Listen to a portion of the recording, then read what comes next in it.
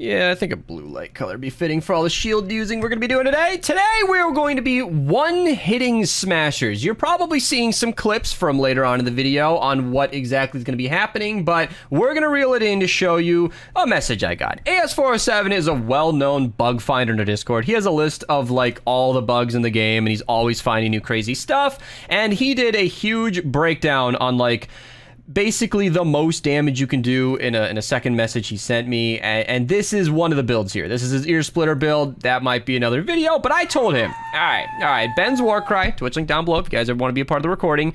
If this thing can actually one-hit a smasher, I will make a video. So we ran a mission, and I built the loadout he suggested, and yeah, we one-hit a smasher. I had to do some things today. I had to glitch my Totally Rockin' Out on accident. I had to get Eddie not just powered up, but I had to pull him out of the book. I spent flux on this video, and I'm not happy about it. I even moved around my superchargers to max out Lotus Assassin. Sarah, let's talk about the build. We are going to be stacking up our damage to 90%, activating Totally Rockin' Out with Sub Wafers or Battle Beat, which can be done through the traps, which is nice and automatic. Then we're going to have Eddie in support, increasing our energy damage. We are going to need to max out our health and shield pylons. We're going to be doing that with the blue glow.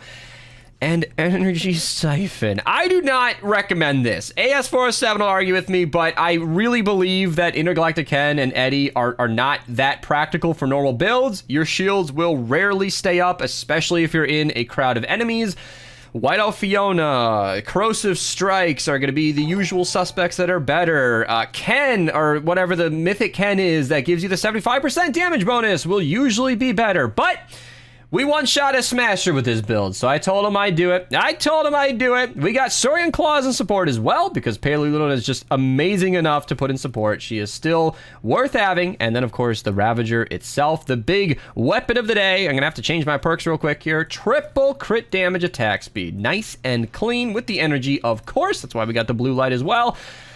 Let's hop in game, get set up, and one-shot some smashers. So, as a quick demo for why I'm not going to be recording any regular gameplay, you can see this is a power level 160 enemy, and it goes down with ease. There's really nothing in the game that's going to survive more than like one slash, including a power level 250 smasher. So, since that's what we're here to see, let's just hop straight to the defense. All right, the defense has begun, and it's a very blue game, so kind of a nice time to point out the higher resolution I've been recording at. If you guys want to set it to 4K, if your internet can handle it, it should look really good. I'm not technically recording at 4K, but it'll allow a higher bitrate on the video, which means even if you watch at 1080p or 1440p, it should still look a lot better. I'm smasher hunting today, so I'm going to cut until I see a smasher. All right, here we go. So I'm going to need Totally Rockin' Out active, which is happening from the traps that I put down. Then I need to activate enough hits, 5 hits, that is, for Lotus Assassin, and then get right up close and personal, and the smasher dies in 1 hit. So I'm going to show a little bit of math of what's going on, a little puff in chat. These are all the numbers. We can ignore them. The final number solo, theoretical maximum damage, is 2.5 million. For those of you who don't know, a power level 250 smasher has this much HP, which is just under 5 million. So even without the team, you should be able to one-hit a smasher. But wait, 2.5 million is half. Yeah, so what AS407 found, like I said, he's an avid bug hunter, is that the damage when you're up close and personal doubles for some reason. So as you just saw, as I demonstrated in game, you can just do double damage and sit down a full health smasher in 1 shot. I'm gonna look around and hopefully find another one. Oh, just as I say it. There we go. All right, so let's do the same thing. We're gonna pop a wafer, hit a few enemies just to stack up 5 hits. Ooh, yeah, you gotta hit it right on, and you need to be very up close and personal. This won't be 1 hit, but, oh no. Okay, yeah, it takes a lot of setup. That's what I don't absolutely love about this build. And you do a lot more damage by having shields up, but you can see the Ravager is still a very strong melee altogether. Even if we're not one-hitting the smasher truly, it's still a lot. All right, I'm gonna clean up a smasher. Never do this in a normal game. Do not open up your own walls, but I just wanted to demonstrate how strong this is. I love killing these smashers. All right, we got another smasher. Here we go. Here we go. Woo-hoo-hoo-hoo, 90%. You really need to get it set up perfectly right to do a lot of damage, but when it does, oh my god, it hits so hard. Unless you don't crit, and then it doesn't do nearly as much. You need Totally... So here's the problem. With this build that I'm encountering, you need Totally Rockin' Out to crit, but then you... you need to have your stacks of 5 damage from Assassin Sarah, but if you switch off your weapon, you lose it. It's so hard to get it set up. You know, I know it's not a smasher, but pretty satisfying, right? Yeah, the heavy attack of this weapon's always amazing. All right, here we go. So it's not gonna be one hit because I already started it, but woo, almost. Yeah, I need to get it like centered for it to do max damage. By the way, we hopped into another game just to get some more smashers. All right, we got another smasher right here. Farm up some damage. Ooh, 75%. I want to hit it one shot one more time. All right, I need 5 hits. Need 5 hits, everybody. Stack up her damage all the way. Get up nice and close and personal. Woo! Not full health. Not full health, but close enough. Here we go. There's another one. Do that. There we go. 5 hits in a row. Come on. Yo, so close. He was 1 HP. All right, we got another smasher. Oh, we got 2 smashers. I need to stack up 5 hits. How about 3? Yeah, we definitely need 5 hits. Need to eat a wafer. This is what AS407 told me to do. Was just do that to like activate the shield, but it didn't do enough damage. And maybe 2 at once. Oh, I healed the other one, which is honestly fine. See, this is the problem with Lotus Assassin. I like to see the full health wave of damage, but I need to stack up 5 hits, which means I need to hit 5 other targets in order to demonstrate it. So let's just stack up against the smasher and then enjoy that damage. Yeah, you can see that it was activating twice, which is where our 1-hit potential is coming from, and it's a tremendous amount of damage. Hopefully we'll get some more smashers on the next wave. All right, we got another smasher. I got some stacks built up here. Woo! That was right clean. That was good. Another one on you. There we go. So this is a water smasher. I'm just gonna stack up on this one. 1, 2, 3, 4, 5. Oh wow! Look how much health he's down to. Like I know the theme of another one. I know the theme of this video is one-shotting smashers, but like, wow. Here we can farm it off that guy and then go into this one. Here we go. Whoa! That was a water smasher, which is taking 25% less, and that's even more impressive. Oh, I want to do it again. Here we go. I need to stack up my damage. What if I just didn't? Okay, yeah. I kind of lost all my stacks. So let's do this. Down up to 5. Look how much health, though. Like, again, I know the theme is one-shotting, but that's insane. Here we go. Let's hit him onto the side. Oh, look at that health. This is amazing.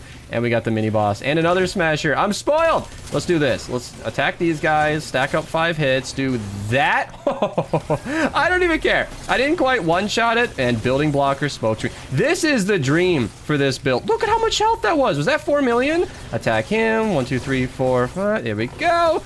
Woo, 3.2 million. Not enough to one-hit a smasher, but like, clearly easy to solo a mini-boss. I do not currently have Toy Rockin' Out active, by the way, so let's just do that right now. Hit this guy. 1, 2, 3, 4, 5. There we go. Whew. Basically soloing a mini-boss. I know my teammates have started a bit there, and I know I accidentally... Oh, she was raising her hand. I thought I left it while we were hanging. I feel better now.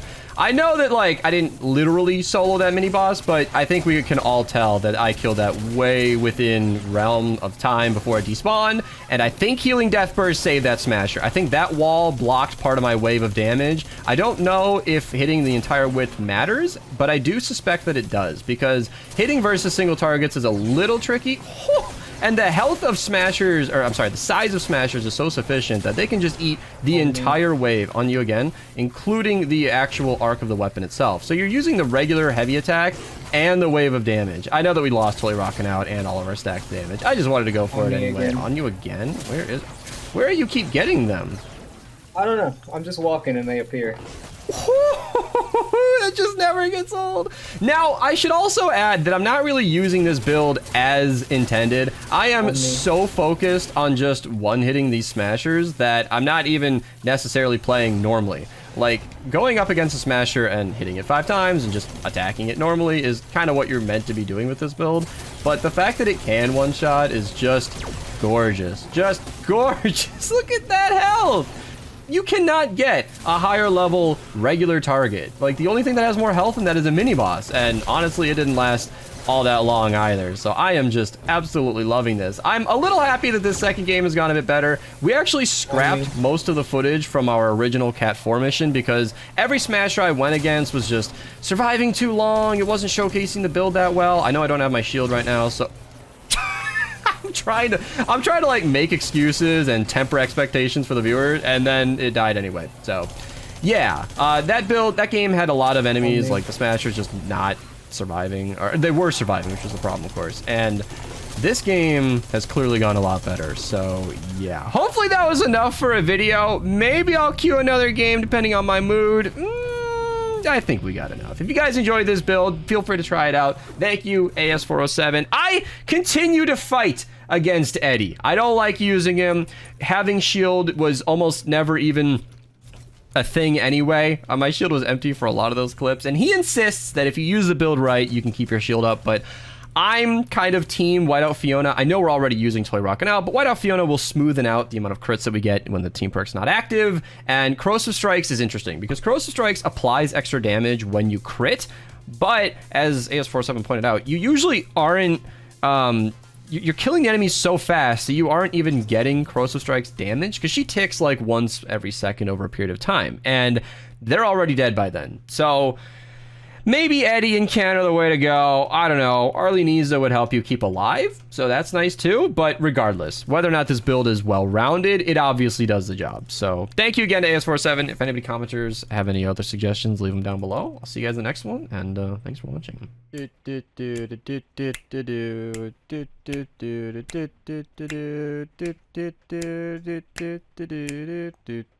And then